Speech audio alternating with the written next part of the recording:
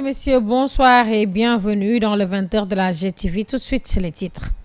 Au sommaire de cette édition, parlons de Thierno Alassane Sall qui répond au Premier ministre Ousmane Sonko et fustige sa gestion face aux journalistes dans la foulée. Le député de l'opposition souligne les difficiles conditions de vie des Sénégalais, non sans exiger la lumière sur les fonds Covid-19. Et puis l'interdiction des filets en monofilament, les pêcheurs de Fass Boye disent niet. Ils dénoncent l'absence de concertation et réfutent l'argument avancé par la tutelle. Les détails à suivre.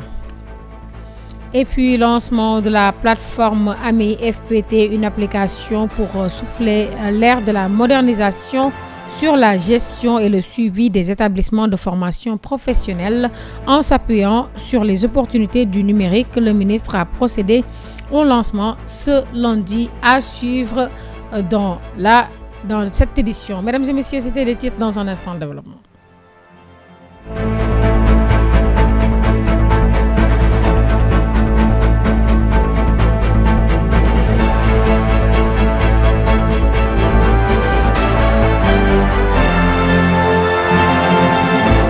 Je vous l'annonçais en titre, parlons politique. Le leader de la République des valeurs, Thierno Alassane Sall, a organisé ce mardi un point de presse, une occasion pour le député de revenir sur la séance de questions d'actualité du gouvernement à l'Assemblée, mais surtout sur les conditions de vie des Sénégalais qu'il qualifie de difficiles au moment où le baril du pétrole est en baisse de 21% et nous produisons du pétrole et du gaz, et la vie continue d'être chère. Parlant des fonds Covid, il exige une lumière mais sans une politisation.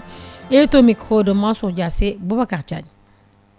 Compatriotes espéraient un changement rapide à leur arrivée du pouvoir parce qu'ils nous ont vendu non seulement un projet et des idées grandioses, et ils avaient aussi, on leur prêtait aussi la compétence, puisque essentiellement l'équipe du PASTEF travaillait dans le ministère de l'économie et des finances. On pense quand même que des gens qui sont parmi les cadres supérieurs du ministère de l'économie et des finances doivent en savoir un rayon sur le fonctionnement de l'économie d'un pays.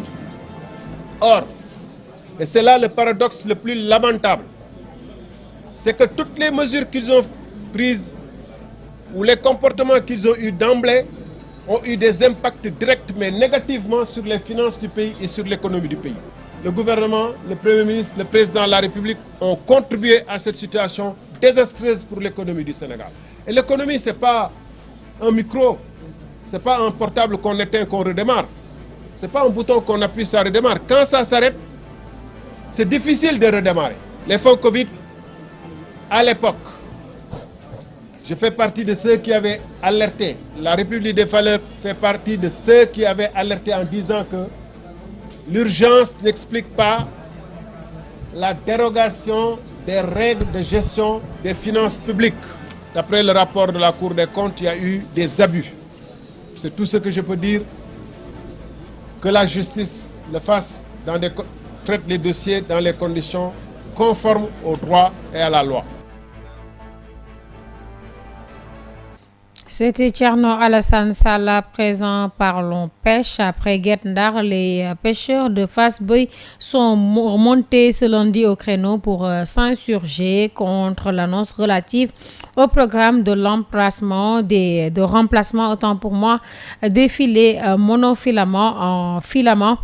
Ces derniers ont balayé d'un revers de main les propos de la tutelle par rapport aux dangers liés à l'utilisation de ces filets. Après l'avoir déploré, l'absence de concertation entre le ministère de la Pêche et des acteurs, notamment ceux de Fass Boye, ils ont tenu à exprimer leur désaccord par rapport à ce projet. Écoutons à ce propos Farambaye, pêcheur, au micro de Mansour Diassé. On a entendu des choses qui nous ont fait peur, c'est-à-dire les filets monofilaments qu'on va interdire aux pêcheurs ici au Sénégal. Beaucoup de pêcheurs l'utilisent et si on interdit, qu'est-ce qu'on va devenir?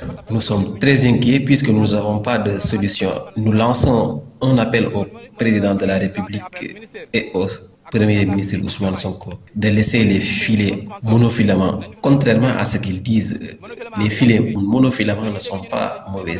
C'est pas nocif pour la mer et pour la pêche. Ce qu'ils avancent disant que les monofilaments, quand ils se perdent dans la mer, ils continuent de tuer les poissons. C'est absolument faux. Ce qu'ils doivent regarder ou vérifier, c'est dans les localités où on utilise les monofilaments, les autres où on n'utilise pas les monofilaments, où il y a plus de poissons. Donc, c'est pas les monofilaments qui ont des problèmes. Ici, à Fasbo, il y a beaucoup de poissons. Nous n'avons pas de problèmes de poissons. Et pourtant, nous utilisons les filets monofilaments. Le ministre doit revoir cette mesure. Avant de prendre toute mesure concernant les pêcheurs, il doit se concerter d'abord avec les acteurs.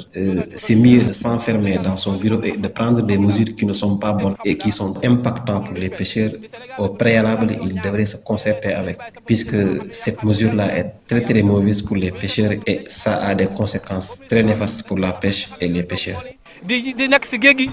Restons dans le même sillage. Après une longue période d'arrêt, les activités piscicoles vont reprendre à Gouloumbou. Le programme Réussir au Sénégal de la coopération allemande à travers l'AGIS et l'entreprise CEI Agrobusiness viennent de lancer un programme de réhabilitation des bassins et d'accompagnement au profit de 90 jeunes. L'objectif est de les accompagner pour booster leurs revenus, mais aussi lutter contre le chômage. Les détails avec Amadou Diallo, notre correspondant à Tambacounda.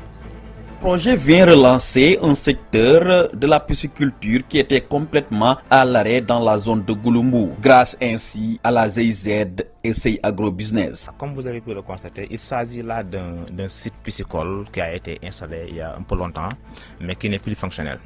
Alors, les bénéficiaires sont venus voir avec l'agent de l'ANA et là, on a jugé nécessaire de trouver les voies et moyens de les accompagner. CEI Agrobusiness et la coopération allemande à travers la GIZ. Actuellement, nous sommes sur le point, n'est-ce pas, donc, de réhabiliter ce site à travers la réhabilitation des bassins, mais aussi l'installation d'une motopompe qui pourra alimenter les bassins en eau. Mais aussi, il y a un dispositif aussi d'alimentation et d'évacuation de l'eau. Le projet aussi va les accompagner à pouvoir assurer au moins toute une campagne. Seront ainsi 90 jeunes de Gouloumbou bénéficiaires de ce projet pour lutter ainsi contre le chômage des jeunes. Et continuera d'accompagner ces jeunes-là au-delà de cette durée-là pour essayer quand même de les maintenir dans cette activité, mais aussi assurer la durabilité et la pérennisation de cette action programme. C'est essayer quand même de renforcer leurs revenus et aussi de leur permettre de s'insérer durablement dans cette activité-là. Pour rappel, la mise en œuvre de la pisciculture à Gouloumbou a permis aux pêcheurs d'éviter la menace de l'hippopotame qui a fait une vingtaine de victimes sur le fleuve Gambie, et l'avènement de ce projet de la GIZ et CEI Agrobusiness constitue une véritable bouffée d'oxygène pour les habitants de Gouloumbou et environ. À Thiès, dans le cadre de l'animation du centre de production propre du bureau de mise à niveau, la région de Thiès abrite une session de formation axée sur l'efficacité énergétique et le développement de projets solaires et photovoltaïques. L'objectif est d'accentuer le rôle du bureau de mise à niveau en tant que centre de production propre, et son ambition également et d'accompagner les entreprises dans l'intégration du volet développement durable. Écoutons à ce propos les explications de Fatou Djanaba, la directrice du bureau de mise à niveau des entreprises, au micro de Mariem Salif Dia. Nous avons pour donc lancer une série de formations qui nous permettre de lancer ce projet animation du centre de production propre. Aujourd'hui, pour lancer une série de formations qui va nous permettre de lancer aussi notre projet qu'on appelle animation de centre de production propre au bureau de mise en niveau. Ce projet a comme partenaire africain Climat Femmes, dont l'objectif est de sensibiliser, mais aussi de vulgariser la production propre au bureau. Cette production propre a travaillé sur le domaine début 2010 et nous a permis aussi d'accompagner les entreprises qui ont des compétitivités et comment aventurer leur impact sur le projet et ce dont on appelle la carbone. L'objectif principal du projet est de sensibiliser les entreprises sur les productions afin d'avoir des équipements pour les accompagner aussi dans la transition énergétique parce que le monde en général et le Sénégal en particulier va vers la pratique. En définitive, cette formation a été initiée pour que les bénéficiaires aient des notions allant vers l'efficacité énergétique et le développement à projets photovoltaïques et sur comment faire pour aussi utiliser l'énergie solaire. Entreprise, il faut que nous accompagnions les gens, il faut que nous sensibilisions les gens.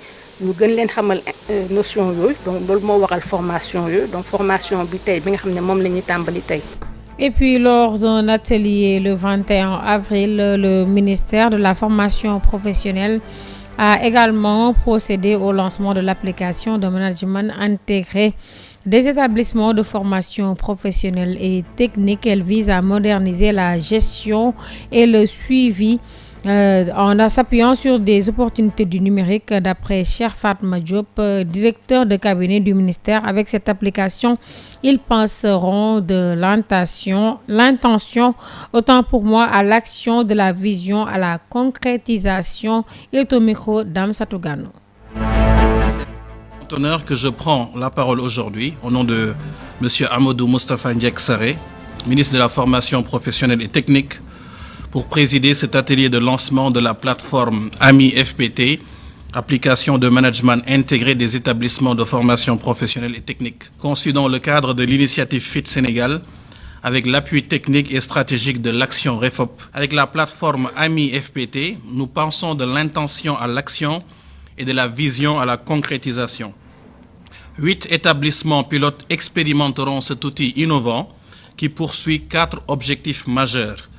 Moderniser la gestion administrative et pédagogique des établissements, améliorer la qualité des services aux apprenants et aux formateurs, renforcer la redevabilité et la transparence, fonder notre pilotage sur des données fiables en temps réel. La mise en œuvre de cette plateforme permettrait au ministère d'assurer un bon monitoring des établissements de formation professionnelle technique. Donc la gestion scolarité, la gestion des processus et procédures, la dématérialisation des demandes d'ouverture des établissements privés et même la gestion des demandes d'extension et d'ouverture des filières. Parlons de la protection de l'enfance et Internet. À Saly Portudal, des membres des CDPE des régions de Diourbel et de Kédougou se sont retrouvés pour se former sur l'encadrement numérique axé sur l'usage d'Internet par les enfants. Les organisateurs alertent sur les risques liés à une exposition non contrôlée malgré les bénéfices de cet outil. La réaction de Ndeye Fatou Sarr à suivre au micro de Ndella Ndiaye.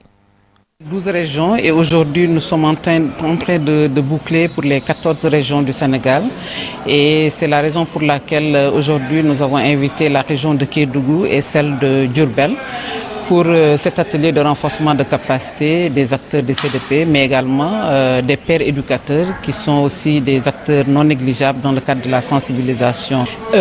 Internet aujourd'hui, c'est un outil de travail qui est très utilisé par l'ensemble des populations, que ce soit les jeunes, les personnes adultes, mais surtout les enfants, parce qu'ils sont nés, comme on a l'habitude de le dire, ils sont nés avec le numérique. Mais également, il ne faut pas oublier qu'il y a beaucoup d'inconvénients, beaucoup de zones d'ombre par rapport à cette utilisation, surtout au niveau des enfants. Pratiquement ce que nous voyons sur les réseaux sociaux, les partages d'images et de vidéos non adaptées aux enfants, la pédopornographie, les sextorsions, c'est-à-dire le fait d'utiliser Internet tendre un piège à l'enfant de manière sexuelle ou bien utiliser des vidéos à l'endroit de ces enfants-là. Il y a aussi le grooming qui consiste à prendre des vidéos d'enfants et de les partager sur Internet. Il y a beaucoup d'inconvénients.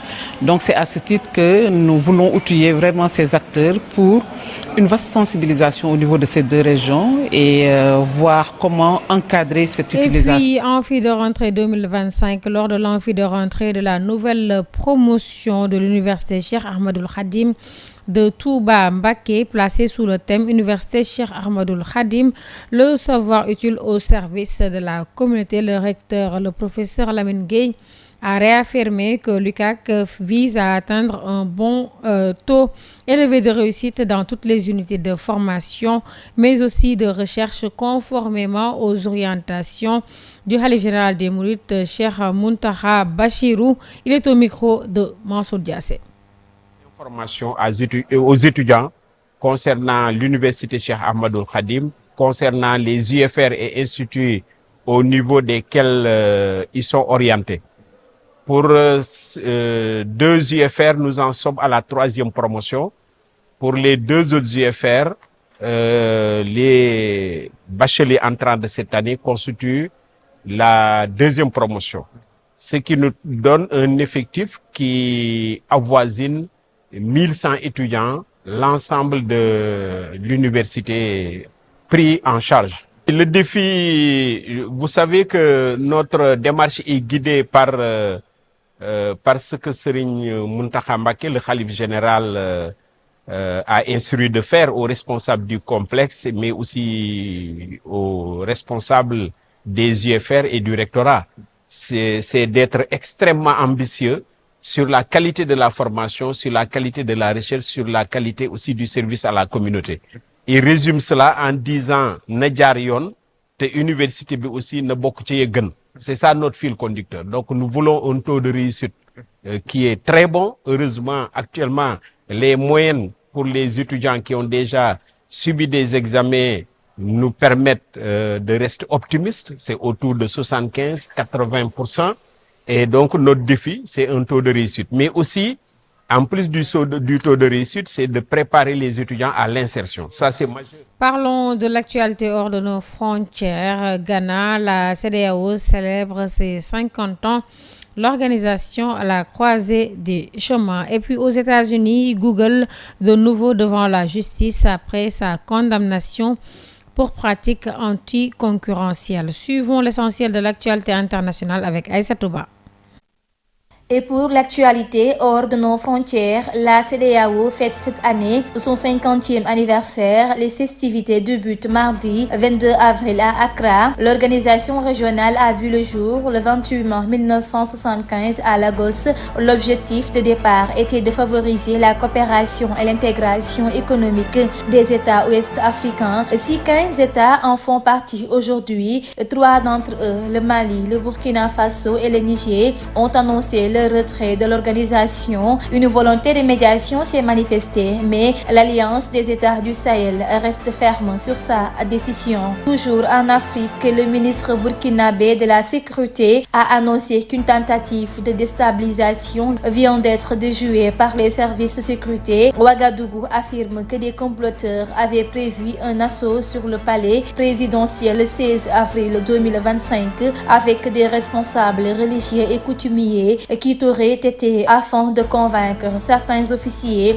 de s'associer au projet. Cette nouvelle tentative serait l'œuvre d'officiers et soldats déserteurs qui seraient désormais en fuite vers la Côte d'Ivoire. Et puis les enseignants du Cameroun annoncent une nouvelle grève qui commence mardi 22 avril, était prévue pour durer jusqu'au vendredi 25 avril. Elle concerne toutes les régions du pays. Cette grève de 4 jours appelée école morte dans tous les établissements du pays public public et du privé est organisée par plus d'une dizaine de syndicats réunis dans le collectif des organisations des enseignants du Cameroun, le COREC. Pour terminer, Google, déjà jugé coupable d'abus de position dominante, se trouve de nouveau devant la justice des États-Unis depuis lundi 21 avril dans une affaire de monopole. La firme américaine et sa maison mère Alphabet font face à une série d'accusations de pratiques anticoncurrentielles. L'issue du procès en cours pourrait être décisive pour la régulation des géants de la tech aux États-Unis. Les autorités antitrust américaines veulent que Google se sépare de Chrome, le navigateur Internet le plus utilisé au monde. Elles demandent également aux juges d'interdire à l'entreprise de signer des accords avec Apple, Samsung et d'autres fabricants de smartphones pour installer par défaut Google sur leurs appareils. Merci beaucoup Aïssa Touba. C'était tout pour l'actualité internationale. D'ailleurs, c'est cet élément qui met fin à cette principale édition du soir. Merci de l'avoir suivi, mesdames et messieurs. Bonne suite des programmes sur Global Télévision et bonsoir.